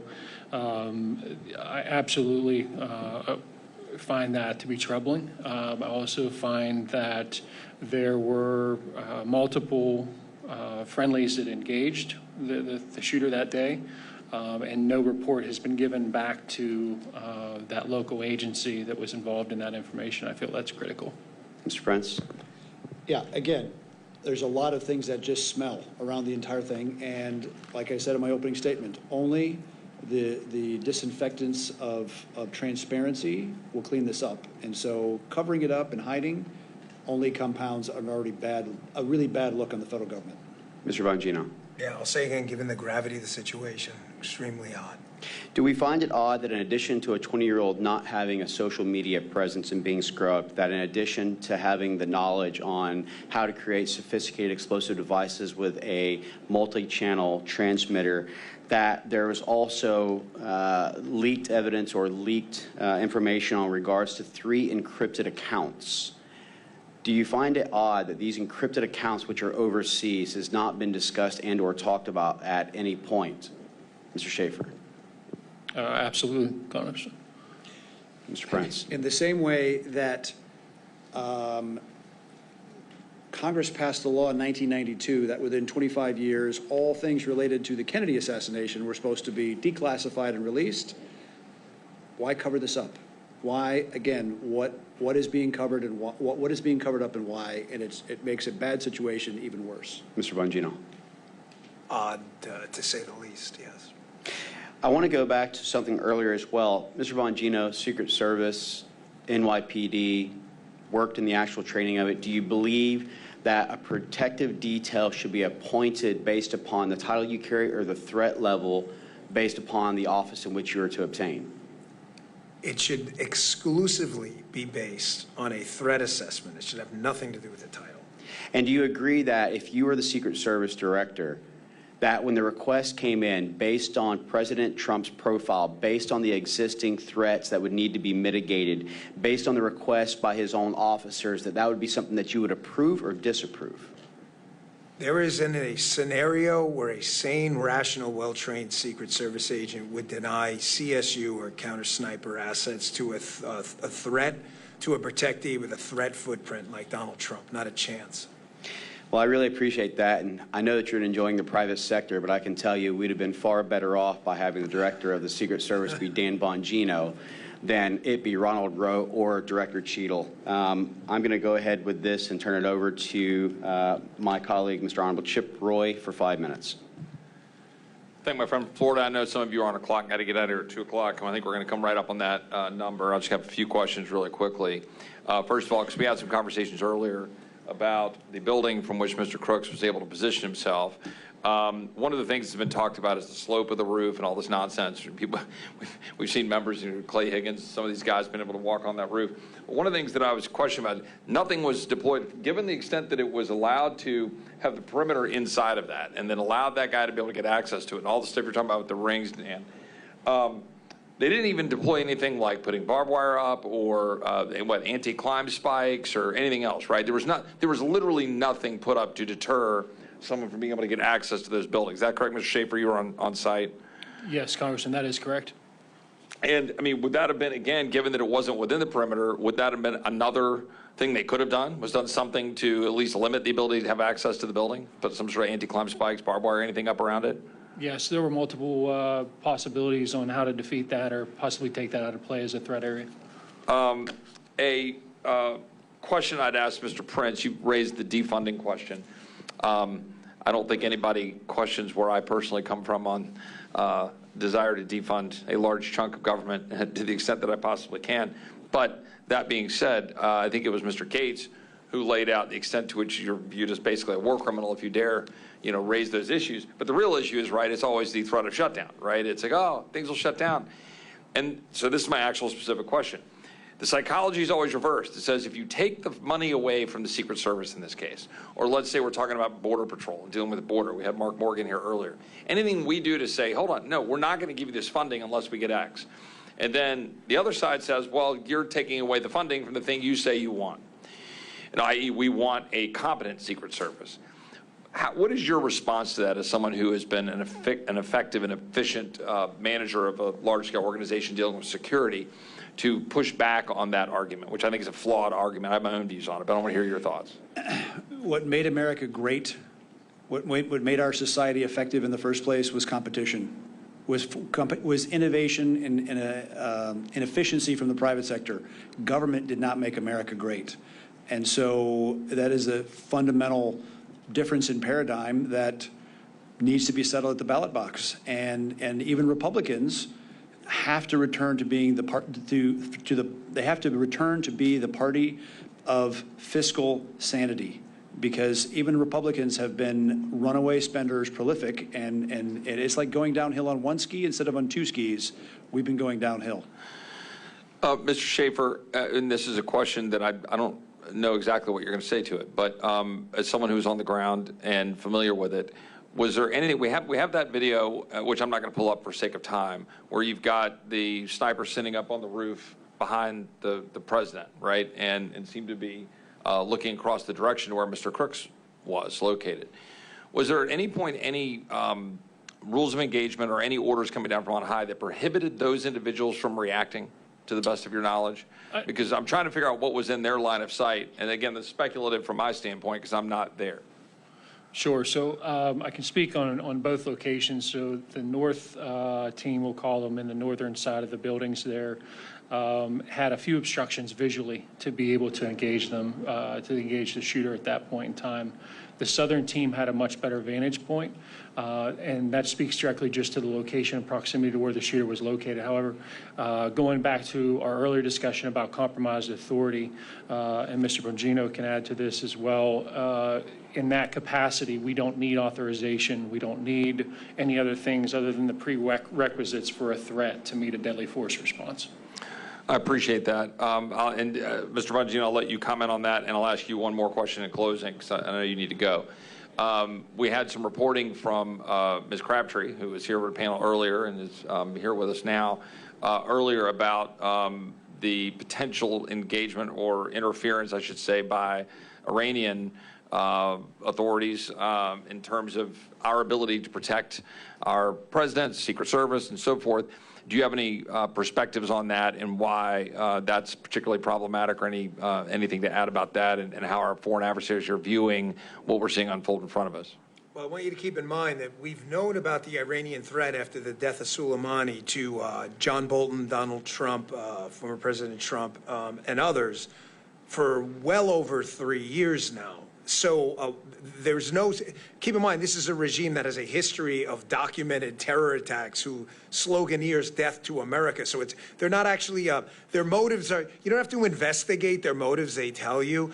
They've known about it. If they have, and Susan's an excellent reporter, if you're not following her, you're making a big mistake on this. I have no reason to not believe her reporting or its accuracy. She's been that good. 3 sources, if I remember correctly. If these 3 sources are accurate, that we have been compromised and security allocation decisions are being made by people under the influence of the Iranian terror regime, then this is going to be a whole different panel if we do this again. By the way, I have to run. I'm sorry. I got to excuse myself. I'm sorry. I don't mean to be rude. Thank you. Thank you, gentlemen. I'm done. I yield back. Well, I want to thank our panelists, but we're going to do a quick close, myself and Congressman Crane. But before I close, I just have one more question for you, Mr. Schaefer, which is, can you tell me exactly how many rounds and how many shots were fired? Yes. So the total round count that was released after the investigations were done were 10 rounds, 8 by the shooter himself, the threat, and 2 friendly rounds after that. The 2 rounds, both making impact, or can you confirm on this? That has not been made possible, or we have not had the opportunity to confirm that based on the withheld information of the autopsy report. And given your involvement in this, what also have you heard on the explosives and the sophistication of the devices? So the explosive devices that were used, the primary charge was a homemade variant known as ammonium nitrate and fuel oil, or AMFO, supposedly manufactured possibly in the residence of the home. Obviously, for those that don't know, in the construction of these types of materials, there's a process. There are things that need to be procured, and most likely those things would have been located through online means, which again leads to more questions, in this matter. And then the programming of those devices were done with a remote detonating device that was specifically designed for that purpose, most commonly used in the commercial fireworks market. So needless to say that these types of devices being bought would have brought someone up on an FBI watch list potentially, very much so like the Pakistani individual who was arrested on July 12th who had traveled to Iran prior to coming into Houston would have been on that FBI watch list. I want to just thank everyone who's here today. I want to thank everyone who is watching and participating in this. Needless to say, this is the beginning of more of these forums. This is not going to be the only one. We need to get further transparency and accountability for the American people. What we know is that not only was it a catastrophic failure, but all of our subject matter experts and our on ground has confirmed the suspicions that we all know to be true, which is how much of this is criminal gross negligence, how much of this was potentially compromised and purposeful intent, and how much more information is the FBI, the Department of Justice, the Secret Service, and Congress going to be willing to obtain in an effort to try and go ahead and provide this to you, we the people. I think that it's key that we not hide behind the lowest levels of classifications behind closed doors in any of our committees, understanding that Congress and our salaries are paid for by the American taxpayers, our House is paid for by the American taxpayers, and therefore the information, too, should be available to the American taxpayers. I think that we look at what was the coordination efforts between ESU, HSI, and Secret Service. I think we get to the bottom of who refused, not when, not what, but who refused the surveillance drone, who refused to utilize the communications that were provided, who refused to provide the site security plan that would have shown all the available buildings. Was each individual building numbered, and was those indicated during the time of the actual security planning? Where is Thomas Crooks as far as the toxicology and all the other reports? Where was the white van, and what is the follow-up? Why was the FBI so early to release? And even Attorney General Pam Bondi, the former Florida Attorney General, said she had never seen in her time as the Attorney General a crime scene released at such a rapid pace. What was the coroner's understanding of when the body was released, why and how? Why is it that they did not show up to the morning briefing? Why was a Kubota dealership only 400 yards away not being looked at? Where are the encrypted accounts, and why are we not getting further information? Again, I think that we're understanding that we've investigated the culture of the Secret Service and what needs to change, and why DEI is not healthy for our military, for our security services, or otherwise. But I think that we need to further investigate the questions of why did this take place, how did this take place, and what do we do to prevent it in the future and moving forward? I thank everybody, and I'll turn it over for the final and closing remarks by my colleague, Congressman Eli Crane. Thank you guys for coming. Thank you to the witnesses for coming today. I want to especially thank Ben Schaefer for coming out today. Anytime you're in law enforcement and you take the risk to come and testify before Congress like this, it takes a lot of courage. So, Ben, thank you. I know a lot of other individuals would not be willing to come testify. I also want to thank Mr. Prince for providing your expertise. This is for any whistleblowers out there that want to work with this committee as we move forward, or this panel, whatever we're calling it. The email is now live if you want to reach out. It's j13tipline@mail.house.gov. That is j13tipline@mail.house.gov. Obviously, a big part of this panel, and how much success we have or don't have is going to rely on whether or not we have people who are willing to whistleblow and come talk to us. And one of the reasons we're doing this, obviously, is because we don't want this to be memory hold, and that's what we see going on right now. It seems like the news cycle moves so fast that this feels like it was 10 years ago already. And unfortunately, if we're going to make sure this never happens again, we need to stay on top of this. We need to keep it front and center, and we need to keep asking questions. And so that's why we're doing this.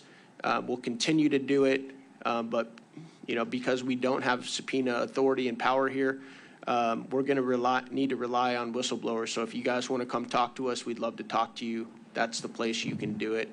Thank you guys so much for coming. We really appreciate it. Mr. Chairman, I just want to close with one last thing, which is just, we talk about this, we talk about the president. We've certainly, go ahead and put him up there. We just want to make sure we honor and respect the passing of Mr. Comparator.